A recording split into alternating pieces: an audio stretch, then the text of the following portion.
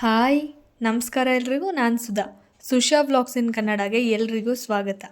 ಇದು ನಮ್ಮ ಮನೆಯಲ್ಲಿ ವೈಭವ ಲಕ್ಷ್ಮಿ ಪೂಜೆಯನ್ನು ನಾನು ಮಾಡ್ತಾ ಇದ್ದೆ ಅಲ್ವಾ. ಹೇಗೆ ಮಾಡ್ತೀನಿ ನಾನು ತುಂಬ ಸರಳವಾಗಿ ಅಂತಕ್ಕಂಥ ವಿಡಿಯೋ ನಿಮ್ಮೊಟ್ಟಿಗೆ ಶೇರ್ ಮಾಡ್ತಾ ಇದ್ದೀನಿ. ತುಂಬ ಹಿಂದಿನಿಂದ ನಡೆಸ್ಕೊಂಡು ಬಂದಿರತಕ್ಕಂಥವ್ರು ಅವ್ರದ್ದೇ ಆಗಿರ್ತಕ್ಕಂಥ ನಿಯಮದಲ್ಲಿ ಅವ್ರ ಮನೆಯಲ್ಲಿ ಏನು ಯಾವ ರೀತಿಯಾಗಿ ನಡೆಸ್ಕೊಂಡು ಬಂದಿರ್ತಾರೋ ಆ ರೀತಿಯಾಗಿ ಮಾಡ್ತಾರೆ. ಬಟ್ ನಮ್ಮ ಮನೆಯಲ್ಲಿ ಯಾವುದೇ ಹಿಂದಿಂದ ನಡೆಸ್ಕೊಂಡು ಬಂದಿರಲಿಲ್ಲ. ಹಾಗಾಗಿ ನಾನು ಶುರು ಮಾಡಿದ್ದು ಮಾತ್ರ ಇಷ್ಟೇ ಸರಳವಾಗಿ. ಅದನ್ನು ನಿಮ್ಮೊಟ್ಟಿಗೆ ನಾನು ಶೇರ್ ಮಾಡ್ತಾಯಿದ್ದೀನಿ. ಮೊದಲನೇದಾಗಿ ಸ್ನಾನ ಮಾಡ್ಕೊಂಡು ಬಂದೆ. ಬೆಳಗ್ಗೆ ನಾನು ಆಷಾಢ ಲಕ್ಷ್ಮಿ ಪೂಜೆನ ಮಾಡಿದ್ದೆ, ಹಾಗಾಗಿ ಬೆಳಗ್ಗೆ ತಲೆ ಸ್ನಾನ ಆಗಿತ್ತು. ನೀವು ಆಷಾಢ ಲಕ್ಷ್ಮಿ ಪೂಜೆ ಮಾಡಿ ಅಥವಾ ಮಾಡದೇ ಇರಿ, ಬಟ್ ಬೆಳಗ್ಗೆ ಮಾತ್ರ ನಾರ್ಮಲಾಗಿ ತಲೆ ಸ್ನಾನ ಆಗಿರಲೇಬೇಕು.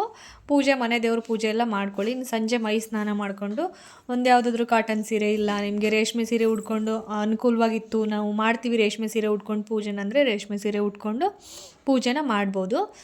ತುಂಬ ಡ್ರೆಸ್ ಇರುತ್ತೆ, ನೈಟಿ ಇರುತ್ತೆ, ಹಾಗೆ ಮಾಡ್ತೀವಿ ಅಂತ ಮಾತ್ರ ಅಷ್ಟೊಂದು ಸೋಮಾರಿತನದಿಂದ ಈ ಪೂಜೆ ಮಾಡೋದಕ್ಕೆ ಹೋಗಬೇಡಿ. ನಾನು ಸ್ನಾನ ಮುಗಿಸಿ ಸೀರೆ ಉಟ್ಕೊಂಡು ಬಂದು ನೈವೇದ್ಯನ ರೆಡಿ ಮಾಡಿಕೊಂಡೆ. ಸಿಂಪಲ್ಲಾಗಿ ಸಜ್ಜಕ ಮತ್ತು ಕೋಸಂಬರಿ ನೈವೇದ್ಯನ ರೆಡಿ ಮಾಡಿಟ್ಬಿಟ್ಟೆ. ಇನ್ನು ಪೂಜೆಗೆ ಹೋದರೆ ಲೇಟ್ ಆಗಬಹುದು ಅಂತ ನಾನು ಮೊದಲನೇದಾಗಿ ಪ್ರಸಾದನ ಪ್ರಿಪೇರ್ ಮಾಡಿ ಇಟ್ಬಂದು ಪೂಜೆನ ಮಾಡ್ತಾಯಿದ್ದೀನಿ. ರಂಗೋಲಿನ ಹಾಕ್ಕೊಂಡೆ ಫ್ರೆಂಡ್ಸ್ ದೇವ್ರ ಮನೆಯಲ್ಲಿ. ಹಾಗೆ ರಂಗೋಲಿ ಅಕ್ಕಪಕ್ಕ ಓಂ ಶ್ರೀ ಮತ್ತು ಸ್ವಸ್ತಿಕ್ ಚಿಹ್ನೆನ ಬಿಡಿಸಿ ಎಲ್ಲ ಅರಿಶಿನ ಕುಂಕುಮ ಇಟ್ಟಿದ್ದಾಯಿತು. ಹಿಂದ್ಗಡೆ ನನಗೆ ಲಕ್ಷ್ಮೀ ಅಮ್ಮನವ್ರ ಫೋಟೋ ಇಲ್ಲ, ಹಾಗಾಗಿ ವೈಭವ ಲಕ್ಷ್ಮಿ ವ್ರತಕಥೆ ಏನಿದೆ ಆ ಬುಕ್ಕಲ್ಲಿ ಮಹಾಲಕ್ಷ್ಮಿ ಯಂತ್ರ ಮತ್ತು ಅಮ್ಮನವ್ರ ಫೋಟೋ ಇರ್ತಕ್ಕಂಥದ್ದು ಒಂದು ಪೇಜ್ ಇದೆ, ಅದನ್ನೇ ಓಪನ್ ಮಾಡಿ ಇಟ್ಬಿಟ್ಟಿದ್ದೀನಿ. ನಾನು ಪೂಜೆಗೆ ಈಗೂ ಸಹ ಬಳಸಬಹುದಂತೆ. ಹಾಗಾಗಿ ಇನ್ನು ನಾನು ಅಕ್ಕಿ ಒಂದು ಪ್ಲೇಟಲ್ಲಿ ಅಕ್ಕಿ ತೊಗೊಂಡಿದ್ದೀನಿ. ಅಕ್ಕಿ ತೊಗೊಂಡು ಅಕ್ಕಿ ಮಧ್ಯೆ ಒಂದು ಸ್ವಲ್ಪ ಅರಿಶಿನ ಕುಂಕುಮನ ಹಾಕಿದ್ದು ಅದನ್ನು ಅಲ್ಲಿ ಪ್ಲೇಸ್ ಮಾಡಿದ್ದೀನಿ ಫ್ರೆಂಡ್ಸ್. ಆ ರಂಗೋಲಿ ಮೇಲೆ ಇಟ್ಟಿದ್ದೀನಿ. ಮೊದಲನೇದಾಗಿ ಗಣಪತಿ ಪೂಜೆನ ಮಾಡ್ಕೊಂಡಿದ್ದೀನಿ. ಗಣಪತಿ ವಿಗ್ರಹ ಇಲ್ಲ ನಾನು, ಹಾಗಾಗಿ ಅಡಿಕೆ ಬೆಟ್ಟನೇ ಇಟ್ಟಿದ್ದೀನಿ ಕೂಡ. ಅಡಿಕೆ ಬೆಟ್ಟಕ್ಕೆ ಫಸ್ಟು ಪೂಜೆ ಮಾಡಿಬಿಟ್ಟು ಗೆಜ್ಜೆ ವಸ್ತ್ರನ ಏರಿಸಿದ್ದೀನಿ ಫ್ರೆಂಡ್ಸ್. ಈಗ ದೇವ್ರನ್ನೆಲ್ಲ ಆಹ್ವಾನ ಮಾಡ್ತಾರಲ್ವ, ಹಾಗಾಗಿ ದೇವ್ರಿಗೆಲ್ಲ ಅಂದರೆ ಕರಿತಾ ಇದ್ದೀನಿ ಪೂಜೆಗೆ ನೀವು ಬನ್ನಿ ಅಂತ ಹೇಳಿ.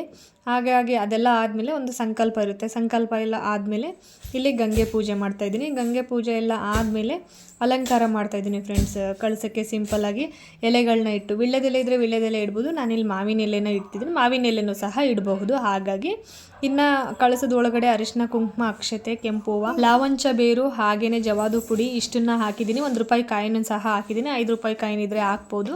ನಾನಿಲ್ಲಿ ಅದ್ರ ಮೇಲೆ ಒಂದು ಪ್ಲೇಟಲ್ಲಿ ಅಕ್ಕಿನ ಹಾಕ್ಬಿಟ್ಟು ಅಕ್ಕಿ ಮೇಲ್ಗಡೆ ಲಕ್ಷ್ಮೀನಾರಾಯಣರ ವಿಗ್ರಹ ಇದ್ದರೂ ಇಡಬಹುದು, ಅಮ್ಮನವ್ರ ವಿಗ್ರಹ ಇದ್ರೂ ಇಡಬಹುದು. ನನಗೆ ಇಲ್ಲಿ ಎರಡೂ ಇಲ್ಲದೆ ಇರೋದ್ರ ಕಾರಣ ನಾನು ಒಡವೆನೇ ಇಡ್ತಾಯಿದ್ದೀನಿ. ಒಡವೆ ಇಡ್ಬೋದು, ಏನಾದರೂ ನಿಮ್ಮ ಹತ್ರ ಚಿನ್ನದೊಂದು ಚಿಕ್ಕ ಪುಟ್ಟ ಒಡವೆ ಇದ್ದರೆ ಅದನ್ನು ಸಹ ಇಡ್ಬೋದು. ಇಲ್ಲ ಅಂತಂದರೆ ಸಿಲ್ವರ್ ಕಾಯಿನು, ಬೆಳ್ಳಿ ಕಾಯಿನು ಯಾವುದಾದ್ರೂ ಇದ್ದರೆ ಅದನ್ನು ಸಹ ಇಡ್ಬೋದು. ಅದನ್ನು ಬಿಟ್ಟರೆ ₹5 ಕಾಯಿನು ಇಲ್ಲ ₹11 ದುಡ್ಡು ಹೀಗೆ ಇಡ್ತಾರೆ ಫ್ರೆಂಡ್ಸ್. ನಿಮ್ಗೆ ಯಾವ್ದು ಅನುಕೂಲ ಇರುತ್ತೋ ಅದನ್ನೇ ಇಡಿ. ನಾನು ಇಟ್ಬಿಟ್ಟು ಒಡವೆ ನಂದೊಂದು ಚಿಕ್ಕ ಚೈನ್ ಇತ್ತು, ಚೈನ್ ಮತ್ತು ಒಂದು ₹5 ಕಾಯಿನನ್ನು ಇಟ್ಟು ಅರಿಶಿನ ಕುಂಕುಮ ಅಕ್ಷತೆ ಎಲ್ಲನೂ ಹಾಕಿ ಇನ್ನು ಕಳಸಕ್ಕೆ ಅಲಂಕಾರ ಮಾಡಿಕೊಂಡೆ ಫ್ರೆಂಡ್ಸು. ಹೂವು ಹಾಕಿದ್ದೀನಿ, ಕೆಂಪು ಹೂವು ಜೊತೆಗೆ ಮಲ್ಲಿಗೆ ಹೂವು ಎರಡನ್ನೂ ಸಹ ಹಾಕಿದ್ದೀನಿ. ಗೆಜ್ಜೆ ವಸ್ತ್ರನ ಹಾಕಿದ್ದೀನಿ. ಗಣಪತಿಗೂ ಪೂಜೆ ಮುಗಿಸ್ಕೊಂಡೆ ಫ್ರೆಂಡ್ಸ್. ದೀಪ ಹಚ್ಚಿದೆ. ದೀಪ ಹಚ್ಚಿದ್ದಾದಮೇಲೆ ನಾನೇನು ಮಾಡಿ ಇಟ್ಕೊಂಡಿದ್ದೆ ನೈವೇದ್ಯ ಅದನ್ನು ಸಹ ತಗೊಂಡು ಬಂದು ದೇವ್ರ ಪಕ್ಕದಲ್ಲಿ ಇಡ್ತಾಯಿದ್ದೀನಿ. ಜಾಗ ಇಲ್ಲ ಫ್ರೆಂಡ್ಸ್, ಇದ್ದಿದ್ರಲ್ಲೇ ಎಷ್ಟಾಗುತ್ತೋ ಅಷ್ಟನ್ನು ಜಾಗ ಮಾಡಿ ಇಡ್ತಾಯಿದ್ದೀನಿ. ಇನ್ನು ತೆಂಗಿನಕಾಯಿ, ಹಣ್ಣು ನೈವೇದ್ಯಕ್ಕೇನು ಮೊದಲನೇ ನೈವೇದ್ಯಕ್ಕೆ ನಾನು ಮಾಡಿದೆ, ಅದನ್ನು ಇಡೋದಕ್ಕೆ ಜಾಗ ಇರಲಿಲ್ಲ. ಸ್ವಲ್ಪ ಅಕ್ಕಪಕ್ಕ ಜಾಗ ಮಾಡಿ ಇಡ್ತಾಯಿದ್ದೀನಿ. 5 ಬಾಳೆಹಣ್ಣು, ತೆಂಗಿನಕಾಯಿ, ವೀಳ್ಯದೆಲೆ, ಅಡಿಕೆ, ದಕ್ಷಿಣೆ, ಒಂದಷ್ಟು ಅಕ್ಕಿ ಏನಿತ್ತಲ್ವ ಅದನ್ನೇ ಇದರಲ್ಲಿ ಸ್ವಲ್ಪ ಹಾಕಿದ್ದೀನಿ. ಹಾಕ್ಬಿಟ್ಟು ಸೈಡಲ್ಲಿ ಇಟ್ಟಿದ್ದೀನಿ ಫ್ರೆಂಡ್ಸ್. ದೇವ್ರಿಗೆ ಒಪ್ಪಿಸ್ತಾ ಇದ್ದೀನಿ ಅಂತ ಹೇಳಿ, ಅಮ್ಮನವ್ರಿಗೆ ಒಪ್ಪಿಸ್ತಾ ಇದ್ದೀನಿ ಅಂತ ಹೇಳಿ. ಇನ್ನು ತುಪ್ಪದ ದೀಪಾರಾಧನೆ ಅಂತಂದರೆ ಬೆಟ್ಟದ ನೆಲ್ಲಿಕಾಯಿ ಮೇಲೇ ನಾನು ತುಪ್ಪದ ಬತ್ತಿಗಳನ್ನ ಇಟ್ಟು ಬೆಳಗ್ತಾ ಇದ್ದೀನಿ ಫ್ರೆಂಡ್ಸ್.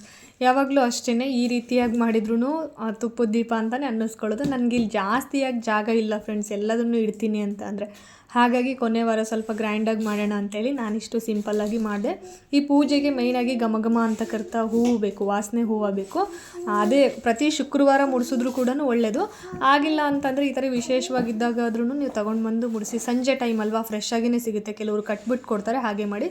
ಇನ್ನು ಲಕ್ಷ್ಮಿ ಅಷ್ಟೋತ್ತರನೇ ಹೇಳ್ಕೊಂಡು ಹೂವಿನಿಂದ ನಾನು ಲಕ್ಷ್ಮಿ ಅಷ್ಟೋತ್ತರ ಮಾಡಿಕೊಂಡೆ ಫ್ರೆಂಡ್ಸ್. ನಾನು ಕುಂಕುಮಾರ್ಚನೆ ಯಾವುದೂ ಮಾಡ್ಕೊಂಡಿಲ್ಲ, ಹೂವಿನಿಂದನೇ ಲಕ್ಷ್ಮಿ ಅಷ್ಟೋತ್ತರ ಮಾಡಿಕೊಂಡು ಪೂಜೆನ ಮುಗಿಸ್ದೆ.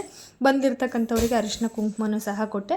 ಬೆಳಗ್ಗೆ ನಾನು ಆಷಾಢ ಲಕ್ಷ್ಮಿ ಪೂಜೆ ಮಾಡಿದೆ, ಸಂಜೆ ನಾನು ವೈಭವ ಲಕ್ಷ್ಮಿ ಪೂಜೆ ಮಾಡಿದೆ. ಎರಡನ್ನೂ ಮಾಡ್ಬೋದು ಅಂತಂದರೆ ನೋಡಿ ನಾನು ಮಾಡಿದ್ದೀನಿ. ಎರಡನ್ನೂ ಸಹ ಮಾಡ್ಬೋದು, ಪಕ್ಕ ಕಳಸ ಇಟ್ಟು. ಇನ್ನು ಆಷಾಢ ಲಕ್ಷ್ಮಿ ಪೂಜೆನ ಮಾರನೇ ದಿನ ವಿಸರ್ಜನೆ ಮಾಡಿದರೆ ವೈಭವ ಲಕ್ಷ್ಮಿ ಪೂಜೆನೂ ಮಾರನೇ ದಿನವೇ ಮಾಡ್ಬೋದು. ಇಲ್ಲ ಅವತ್ತು ರಾತ್ರಿ ಕೆಂಪಾರತಿ ಮಾಡಿ ಆದಮೇಲೆ ಅವತ್ತೇ ಕದಲಿಸಿ ಅಲ್ಲೇನಿರ್ತಕ್ಕಂಥ ಒಡವೆನ ತೆಗೆದು ನಿಮ್ಮ ಮೈ ಮೇಲೆ ಹಾಕ್ಕೊಳ್ಳಿ. ಪೂಜೆ ಸಾಮಾನೆಲ್ಲ ತೆಗೆದು ಅದ್ರ ಜಾಗಕ್ಕೆ ಇಟ್ಬಿಡಿ. ಇನ್ನು ನೆಕ್ಸ್ಟ್ ವೀಕಲ್ಲಿ ಬಂದರೆ ಆ ವಾರನೂ ಸಹ ಅದೇ ಪೂಜೆನ ಕಂಟಿನ್ಯೂ ಮಾಡ್ಕೊಂಡೋಗಿ ಅದೇನು ವಸ್ತುಗಳನ್ನ ಬಳಸಿರ್ತಾರೆ, ಒಡವೆಗಳನ್ನ ಬಳಸಿರ್ತಾರೆ, ಅಡುಗೆ ಮಾಡಿ ಪ್ರಸಾದನ ನೀವು ತಿನ್ಕೊಳ್ಳಿ. ಇನ್ನು ರಾತ್ರಿ ಆಯಿತು ಫ್ರೆಂಡ್ಸ್, ಅರಿಶಿನ ಕುಂಕುಮ ಕೊಟ್ಟು ಹೆಣ್ಮಕ್ಳೆಲ್ಲ ಹೋದರು. ಪೂಜೆ ಎಲ್ಲ ಆದಮೇಲೆ ಒಂದು ಕ್ಷಮೆನೂ ಕೇಳಿಬಿಡಿ ದೇವರಿಗೆ, ನಾನು ಮಾಡಿರ್ತಕ್ಕಂಥ ಪೂಜೆನಲ್ಲಿ ಏನಾದರೂ ತಪ್ಪಿದರೆ ಕ್ಷಮಿಸು ಅಂತ. ಹಾಗೆಯೇ ನಿಮ್ದು ಏನಾದರೂ ಬೇಡಿಕೆ ಇದ್ದರೆ ಅಮ್ಮನವ್ರ ಮುಂದೆ ಹೇಳ್ಕೊಳ್ಳಿ, ಅದು ನೆರವೇರುತ್ತೆ. ಇನ್ನು ನಾನು ನನ್ನ ಕೋರಿಕೆಗಳೇನಿತ್ತು ಅದನ್ನು ಅಮ್ಮನವ್ರಿಗೆ ಹೇಳಿದೆ. ಹಾಗೆ ಕೆಂಪು ನೀರು ಮಾಡಿ ಹೊರಗಡೆ ಚೆಲ್ಲಿ, ಅಂದರೆ ಆಷಾಢ ಲಕ್ಷ್ಮಿ ಪೂಜೆ ಹಾಗೆ ವೈಭವ ಲಕ್ಷ್ಮಿ ಪೂಜೆ ಎರಡಕ್ಕೂ ಸಹ ಕೆಂಪಾರತಿ ಮಾಡಿ ಹೊರಗಡೆ ಹಾಕಿದೆ ಫ್ರೆಂಡ್ಸ್. ನೈಟ್ 9:30 ಆಗಿತ್ತು. ಪೂಜೆ ಎಲ್ಲ ಮುಗಿದು ಆದಮೇಲೆ ನಾನು ಕೆಂಪಾರತಿ ಮಾಡಿ ಕಳಶನ ಕದಲಿಸಿ ಮಲಗಿದ್ದಾಯಿತು. ಇಷ್ಟಾಗಿತ್ತು ಫ್ರೆಂಡ್ಸ್ ನಮ್ಮ ಮನೆಯಲ್ಲಿ ನಾನು ಮಾಡಿರ್ತಕ್ಕಂಥ ವೈಭವ ಲಕ್ಷ್ಮಿ ಪೂಜೆ. ತುಂಬ ಸರಳವಾಗಿ ಮಾಡಿದ್ದೀನಿ. ಇಷ್ಟ ಆಗಿದೆ ಅಂತ ಅಂದ್ಕೊಳ್ತೀನಿ ಫ್ರೆಂಡ್ಸ್. ಮತ್ತೆ ಸಿಗ್ತೀನಿ, ಹೋಗಿ ಬರ್ತೀನಿ, ಬಾಯ್.